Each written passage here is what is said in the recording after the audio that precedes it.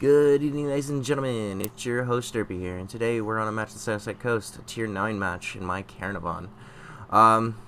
So the Caernarvon, I just going to jump straight into this. I mean, I recently got it and got it done, or finished grinding it, and honestly, I personally enjoy it. I thought I wasn't going to enjoy it because, I'm not really much of a heavy tank player, but the 32 pounder on it is just beastly.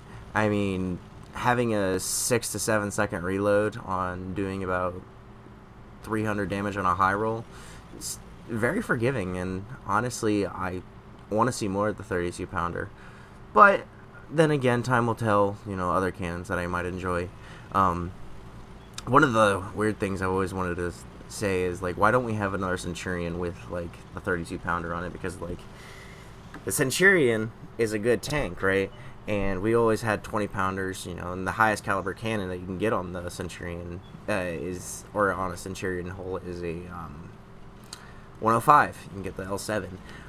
But I'd like to see the 32 pounder. I wouldn't mind paying money for that if, that were to come out. So, we're on Sunset Coast here, and I drove straight down the middle very boldly because, I'm not a heavy tank player, and usually I'm a very bold player, so I decide I'm going to go down Sunset Coast's right side. And for those of you who are on PC, or those of you on Blitz, Sunset Coast is a reimagining of Airfield that came out, I want to say, a month ago. And essentially, right now, what you're seeing, you're seeing on the right side here, I am actually where the hill would be, and they completely flattened the hill. They've added a lot of rocks and everything, so it's now a little bit harder to play arty on this map, but at the same time, I kind of like this as a breath of fresh air, but it's still another airfield, and I feel like we need to still get a brand new map, actual new, not something like that's gonna be shit like Conus, but I prefer to see, at least some newer refresher maps instead of refreshers and stuff like that. Because it seems a little lazy, we've always had the same map rotation, but, yeah. So as you can see here, it's kind of a little bit up to a rocky start. You see the T95 here and the T32. That's not going to be the last time we see this T92. I know he just shot, so I'm just going to be shooting, a lot of, shots into his cat scuba to make sure that, I can deal damage. Which is kind of a funny thing, because people say, "Oh, you can't pin it from the front. You can't pin it from the front." Well, I just did. I used AP and I went straight through the cat and scuba. Anyway, so our Centurion, at the very beginning of the match, I don't know if you saw that, he kind of rushed forward and he's already dead. So I'm kind of just a little bit worried right now, because if you see my positioning in the lower right, I'm right there in the front. To my right there's 4 tanks, and I'm kind of letting my ONE, which is also there to my right, kind of suffer a little bit. So, me and the Stone Cold start trading back and forth. The T30 tried to take a shot at me. You just saw. So, RNG's given and taken today because I've been aiming a lot of my shots, and you'll see a lot of the gameplay here. My shots just go straight into the ground, or they just won't do any damage at all. But it is what it is. So, I go ahead and load APCR here because there's a T95 and a Krevlowski pushing my right, and I'm backing up a little bit to help our ONE. Our ONE won't last very much longer, seeing as how he's at 100 hit points, and honestly, I didn't really help him. Then again, he was the only one over there, so he probably shouldn't have pushed. So, ONE gets taken out by the Krevlowski. I take a shot from the back, the ISU 130. I quickly get rid of him because, this tank has the power to do that, especially if they're one-shot. He shouldn't have challenged me. So we're going to push forward a little bit. I don't know what this Krevlowski was up to, but he was just giving me his broadside. So I'm already up to 3 kills here.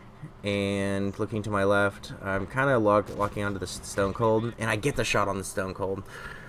So we're already 5 minutes, or 4.5 minutes into the match, and I've done 2,400 damage. I'm not one-shot, but I'm half health. And things are looking a little bit grim here because there's 2 tanks in front of me. I'm about to get surrounded. It's a 3 because artillery happens to tune in. So I'm starting to panic here because, you know, yeah, there's the artillery shot. Yeah. So now I'm one shot and with the damaged turret, and I'm not looking to repair the turret. I want to keep that for later because it's one of the other. It's not really important on this tank, seeing as how the pacing of it is. I started panicking here because the fatherland was just shooting me. Well, he wasn't shooting me, but he was ready to shoot me, and he was aiming a shot for my tracks. And luckily, my tracks absorbed it. But this match would have ended a lot sooner had, you know, I done this, or had he penned me. So I'm gonna move over here a little bit. The artillery takes a second shot on me, and the T-95, he's not looking at me, so I'm gonna get a little aggressive here and push it. So I push it a little bit, get him his broadside. He's gonna back up. He's very smart, and there's a lot of drawbacks. Like, I want to say drawbacks, but like stalemates we come to in this match. Like, one of the main things you're going to see is that, like, we back off and, like, just don't want to take shots from each other. This is one of those matches that, yes, the entire timer runs out because we just don't want to get shot. The T-25.5 stock comes around the corner. I don't know what he was doing, but I got a high roll on that, and I managed to crush him, put him out of his misery.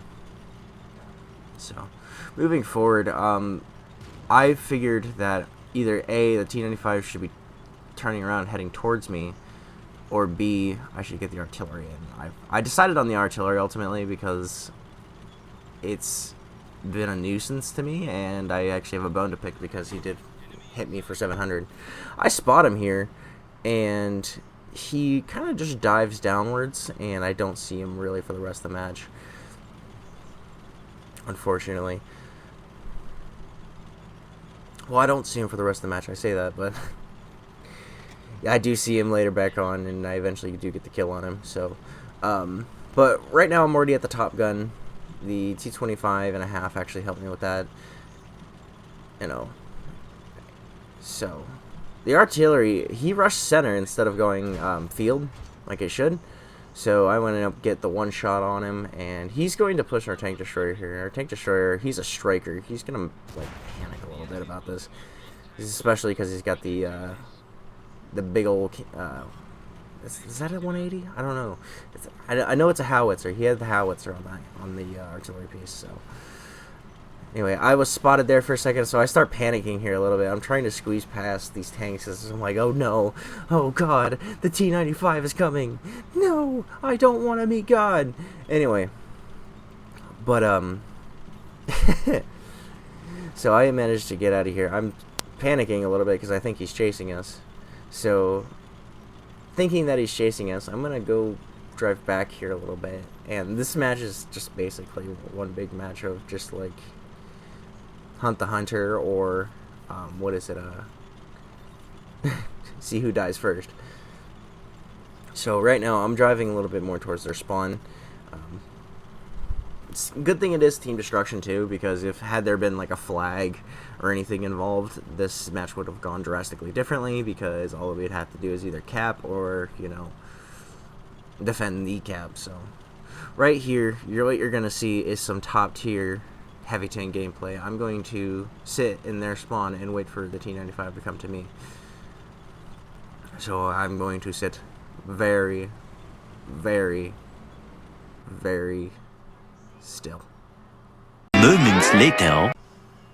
Okay, so one of the things that you have noticed so far from me just sitting here, the tank destroyer, the striker, has gone from my side to my right, and he has gone back to our base. So now we're in a little bit of a situation where we have this, like, we're spread out, and that's not bad. That's pretty bad, actually. It's pretty bad because we're not really supposed to be splitting up, especially because it's a T-95. It's got one big cannon, and there's two of us. So I start telling this striker to fall back, you know, not challenge him, because that T-95 is still at 900 hit points, and I just don't want to challenge because we're both one shot. Or at least if we were going to challenge, I need him to be with me. so that we can sandwich him and double team this. Because in a 1v1 situation, the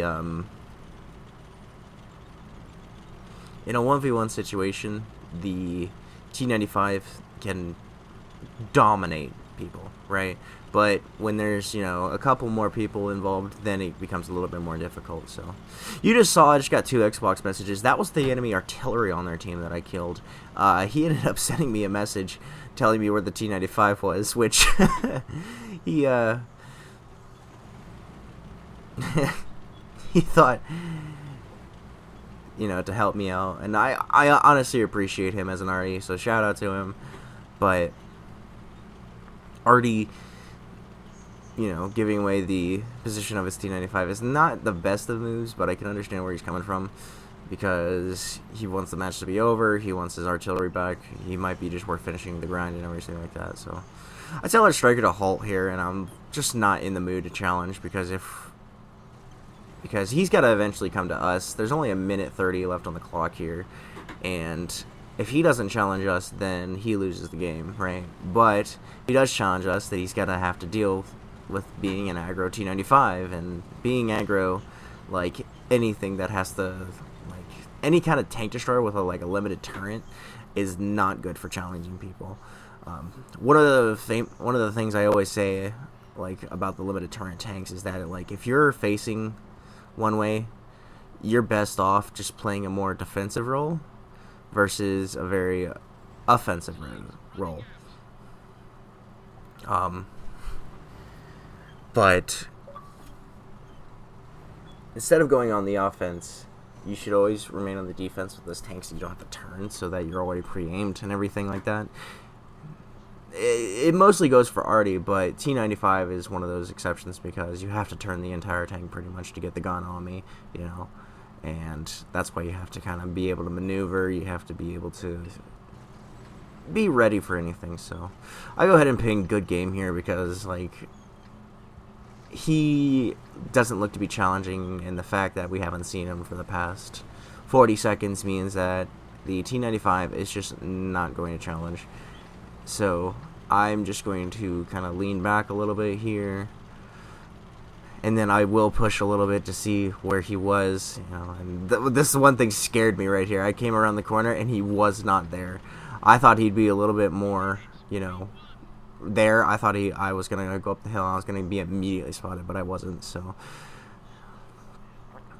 2 tier 8s versus 1 tier 9. It's gonna come out to a little bit more of a stalemate, because, you know, no one wanted to challenge each other. So looking at the match results here, we have a high caliber, the Reaper, we have the mastery badge, we have a shell proof, we have the top gun, the Devastators, and the steel wall, all combined in. This is a good match for me. 21k. This got like a fifth of my experience needed for my conqueror at the time. And honestly, I thought this was a pretty good result, seeing as how, you know, this is my first match in the Caernarvon, or not my first match, this is like my 30th match in the Caernarvon, but yeah, top of the team. A team didn't do that bad. Admittedly, their team did a little bit worse with the, you know, we have like 3 damaging zeros on their team, the Defender, T30, and the Banshee. T30, that's just unacceptable, especially at that tier, because you're top tier, and yeah, you may have been kicked in the ball by RNGesus, but like, if he would have done a little bit more, I feel like this match would have been a different outcome. And the Reet on the enemy team, I didn't see him that entire game, but he got 5 kills, 2,600 damage, and just looking at the, you know, the general gist of things, this was a really good match for me, because I did, you know, 4,000 versus, you know, the second highest, which is 2,600, or no, 2,900. Whoopsie, missed the striker. Sorry. So, but anyway, that's gonna do it for me. The Caernarvon, it's a pretty good tank, and I'd say I'm a little bit excited for the Conqueror. So that's going to do it for me. I want to thank you guys for watching. Let me know down in the comments how I'm doing, and I will see you guys next time. Bye.